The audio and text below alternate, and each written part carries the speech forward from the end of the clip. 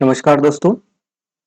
हमारा अगला प्रश्न है, a planet is in a highly eccentric orbit about a star. The distance of its closest approach is 300 times smaller than its farthest distance from the star.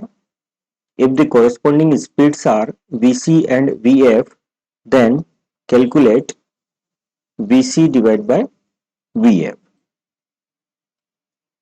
इसे अगर हम हिंदी में देखें, इस प्रश्न को थोड़ा समझने की कोशिश करें तो हमारे पास में दिया हुआ है कि एक स्टार है जिसके चारों ओर एक प्लैनेट हाईली एसेंट्रिक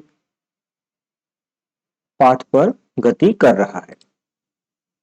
और जब ये गति कर रहा है तो थोड़ा सा हम इसका एक उदाहरण देख लेते हैं कि मान लीजिए कि हमारे पास में यहाँ पर एक प्लैनेट है और प्लैनेट, या इसको मान लीजिए कि ये स्टार एस है और इसकी एक हाईली एसेंट्रिक ऑर्बिट से मतलब कि इसकी जो एक्सिस है, मेजर एक्सिस और माइनर एक्सिस, उनके बीच में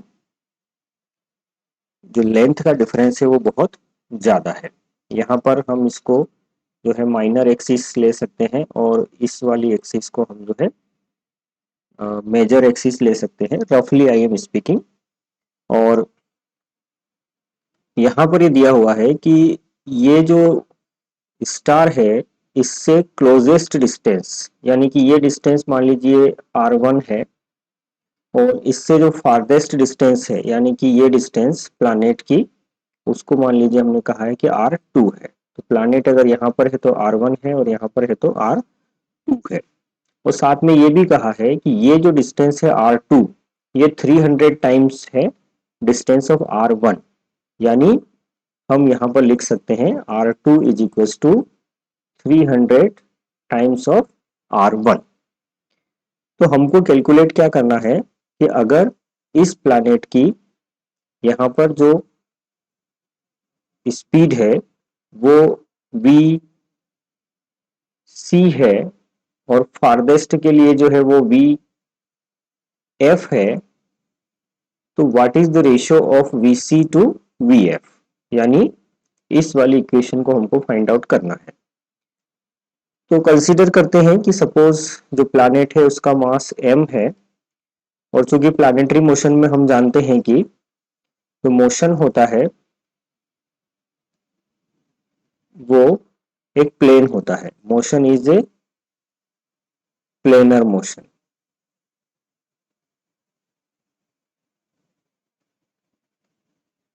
ठीक है, और प्लेनर मोशन यानी कि एक समतल में ये गति होती है प्लैनेट की स्टार के चारों ओर।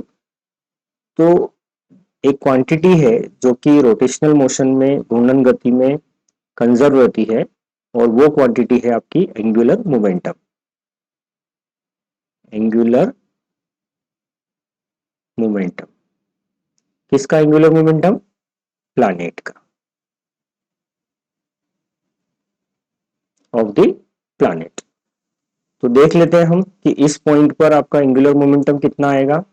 डिस्टेंस आपको दे ही दिया है सेंटर से r1 और vc यहाँ पर स्पीड है, तो ये हो जाएगा m vc r1, और ये इक्वल टू होना चाहिए इस पॉइंट पर जो एंगुलर मोमेंटम है इस पॉइंट पर उसके, तो ये होगा आपका m vf r2।